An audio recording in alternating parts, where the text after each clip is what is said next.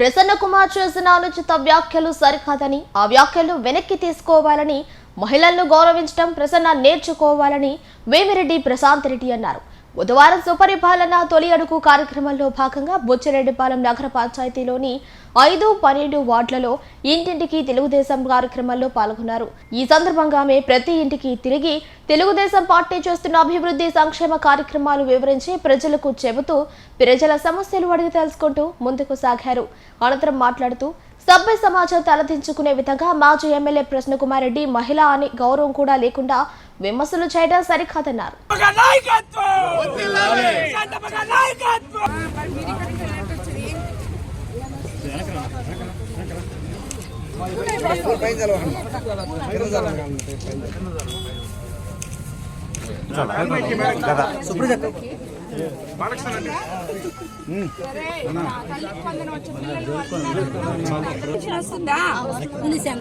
తెలుగుదేశం ప్రభుత్వం ఎట్టుంది? బాగుందమ్మా. బాగుందా? చంద్రబాబు నాయుడు గారు నీళ్లు, రోడ్లు, ఇళ్ళు పక్కాగా కట్టించి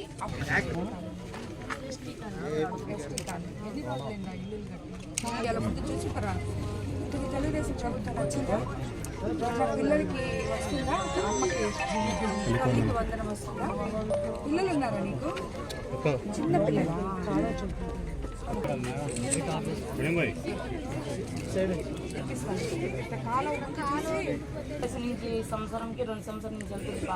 బుచ్చిరెడ్డిపాలెంలోని 12వ వార్డు 5వ వార్డులో మ్యాపింగ్ ద్వారా ఇక్కడ ప్రతి ఇంటింటికి మన ముఖ్యమంత్రి చంద్రబాబు నాయుడు గారు అధికారంలోకి రాకముందు సంక్షేమము అభివృద్ధి 2 సమపాలనలో ఇస్తామని చెప్పారు. అది చేశారు, చేస్తున్నారు. ఈరోజు ఎంతో మంది మనకి ఇచ్చిన మాట ప్రకారం బాబు షూరిటీ, భవిష్యత్ గ్యారంటీ అని 6 పథకాలు మనకు చెప్పారు. వాటిల్లో ఆల్మోస్ట్ 3/4 చంద్రబాబు నాయుడు గారు రాష్ట్రం దివాలా తీసున్న, ఆర్థిక పరిస్థితి అస్తవ్యస్తంగా ఉన్న ప్రజలే ముఖ్యం, ఇది మంచి ప్రభుత్వం, పేద ప్రజల కాన్సెప్ట్తో ముందుకెళ్తున్నారు కాబట్టి ఏ ఒక్క పేద ప్రజలు కష్టపడకుండా వాళ్ళకందరికీ కూడా ఈరోజు మొట్టమొదట మనం చెప్పిన పెన్షన్ ఇచ్చాం. ఎంతో మంది రైతులు ఉన్నారు మన కోవూరు కాన్స్టిట్యున్సీలో. ల్యాండ్ యాక్ట్ రద్దు చేయడం జరిగింది. ఉచిత ఇసుక ఇస్తామని చెప్పాం, ఇచ్చాం. దానివల్ల ఎంతో మంది కార్మికులు అయితేనేమి మిగతా వాళ్ళందరూ వాళ్ళ వ్యాపారాలు వాళ్ళు సక్రమంగా చేసుకోగలుగుతున్నారు. అదేవిధంగా దీపం 2 పథకం కింద ఉచిత గ్యాస్ సిలిండర్లు ఇవ్వడం జరిగింది మహిళలకు అందరికీ. అదేవిధంగా తల్లికి వందనం చెప్పాం మనం. ఒక బిడ్డ ఉంటే ఒకరికి, ఇద్దరుంటే ఇద్దరికి, ముగ్గురుంటే ముగ్గురికి అని చెప్పాం. అందరూ మనల్ని ఎగతాళి చేశారు, వీళ్ళు చెప్తున్నారు చేయలేదని. కానీ ఎంతమంది బిడ్డలుంటే అంతమందికి ఈరోజు ఇళ్ళు ఈ డోర్ టు డోర్ క్యాంపెయిన్ చేసేటప్పుడు ప్రతి ఒక్కరూ మాకు 3 పిల్లలు ఉన్నారమ్మా, మాకు 3కి వచ్చింది, 2 ఉన్నారమ్మా, 2కి వచ్చిందని చెప్పి ఎంతో గర్వంగా చెప్తున్నారు వాళ్ళందరూ. దానివల్ల మాకు తెలుగుదేశం ప్రభుత్వం అధికారంలోకి వచ్చినాక మేమంతా నిర్భయంగా ఎంతో సంతోషంగా ఉన్నామని చెప్తున్నారు. అదేవిధంగా డెల్టా ఏరియా అయిన మన కోవూరు కాన్స్టిట్యున్సీలో మొట్టమొదటి పంట పండినప్పుడు మనందరికీ రైతులకి మంచి ధర ఇచ్చి ఆ ధాన్యం 24 గంటల్లో గవర్నమెంట్ తీసుకొని అమ్మాలీలతో సహా రైతుల అకౌంట్లలో మనకి డబ్బులు పడడం జరిగింది. అలాగే ఎంపీ వేమిరెడ్డి గారి ఫౌండేషన్ తరఫున 20 సంవత్సరాల నుంచి తవ్వని కాలువలన్నీ కూడా మనం తవ్వుకోవడం జరిగింది. అదేవిధంగా సిఎస్ఆర్ ఫండ్స్ వల్ల బుచ్చిరెడ్డిపాలెంలో కొన్ని రోడ్లు వేసుకున్నాం, కాలువలు కట్టుకున్నాం. ఇక్కడ స్థానిక సమస్య, ఇక్కడ వీళ్ళ దగ్గర ఉన్న కాలువే వీళ్ళకి పెద్ద సమస్య. తప్పకుండా ఆ సమస్యని ఎలాగైనా తీరుస్తామని చెప్పి కూడా చెప్పాం.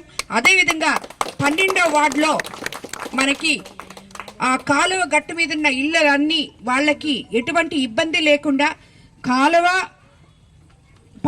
పారుదల చేసేటట్టు, అలాగే వాళ్ళు ఉండేటట్టు ముందర రోడ్డు అడిగారు వాళ్ళు, అది కూడా వేసేటట్టు.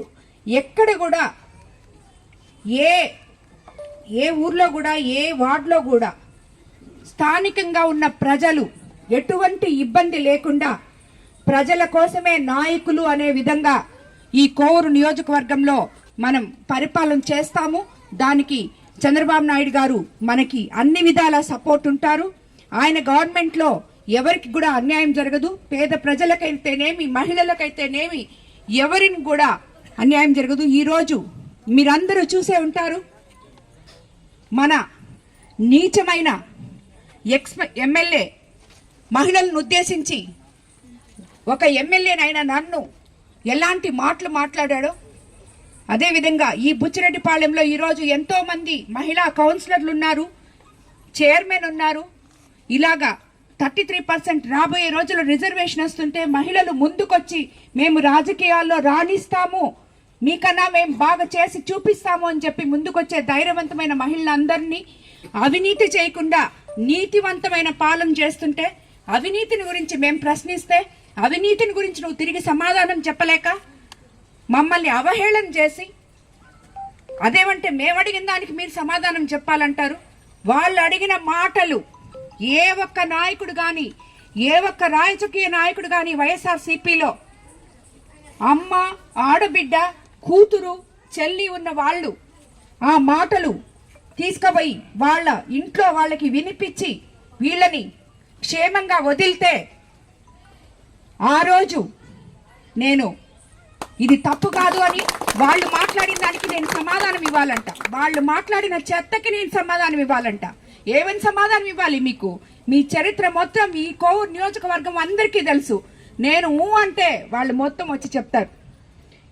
ఈరోజు వాళ్ళ నోళ్లతో వాళ్లే అన్ని అరాచకాలు చేయించుకొని కడుపు మండిన నా కోవూరు నియోజకవర్గ బిడ్డలు ఎవరో తన తల్లిని అవమానించారు అనే కోపంతో ఏదో కొంత వేస్తే మిగతా అంతా మొత్తం పగలగొట్టుకొని ఈరోజు షామ్యానాలు వేసుకొని ఎగ్జిబిషన్ చేసి మీరందరూ వచ్చి దీన్ని చూసిపోండి, ఇక్కడ ఉండి పెట్టాను, చందాలేయండి అని చెప్పి మాట్లాడే మీరు, మీకు సపోర్ట్ చేసే వైసీపీ నాయకులు, ప్రజలకి ముఖ్యంగా అన్నిటికన్నా ప్రజలకి ఇంపార్టెన్స్ ఇస్తాం, వాళ్ళకి ఎట్టి పరిస్థితుల్లో అన్యాయం జరగదు, నేనున్నంత వరకు కోవూరు ప్రజలు ఎవరు కూడా ఇబ్బందులు పడరు, వాళ్ళందరికీ నేను అండగా ఉంటాను. కార్యకర్తే ఈరోజు మనం ఏదైతే అనుకుంటున్నామో కార్యకర్తే అధినేత అని ఈ కోవూరు కాన్స్టిట్యున్సీలో ప్రతి ఒక్క కార్యకర్త ఈరోజు ఇక్కడ ఉన్న మహిళలు, కార్యకర్తలు, నాయకులు నన్ను ఓన్ చేసుకొని నాతో నిలబడిన ప్రతి ఒక్కరికి ధన్యవాదాలు తెలుపుకుంటున్నాను నేను. అదేవిధంగా ఎవరు కూడా కార్యకర్తలన్నా మీకు అందరికి ఒకటే చెప్తున్నా, తెలుగుదేశం ప్రభుత్వం అంటే ఐకమత్యం అని ఈ రోజు మీరు చూశారు. దానికి నిదర్శనం ఈ రోజు చంద్రబాబు నాయుడు గారు ప్రతి ఒక్కరూ ఒక మహిళకి అన్యాయం జరిగింది అని చెప్పి ఈ రోజు నా వైపు ఉన్నారు. ఇదే మాదిరి మన కోవూరు కాన్స్టిట్యున్సీలో తెలుగుదేశం నాయకులు మొత్తం ఒక్క తాటి మీద నడవండి. అందరూ ఏ నాయకులైనా ఏ కార్యకర్త అయినా మీకు ఎవరికైనా అన్యాయం జరిగితే అలకలు వద్దు, వచ్చి నేరుగా నాతో చెప్పండి, మీ సమస్యలు చెప్పండి, మీ పనులు చేసుకోండి. అంతేగాని ఎవ్వరు కూడా మేడం నాకు అందుబాటులో లేదు, నాకు దొరకలేదు అని చెప్పి మాత్రం అనుకోవద్దు, అలగొద్దు. ప్రతి ఒక్కరూ, ప్రతి నాయకుడు, ప్రతి కార్యకర్త నాకు కావలసిన వాళ్లే. మీరందరూ కూడా నాకు ఈరోజు ఈ మనోధైర్యాన్ని ఇచ్చినందుకు మరోసారి మీ అందరికీ కోవూరు ప్రజలకి శిరస్సు వంచి నమస్కరిస్తున్నాను.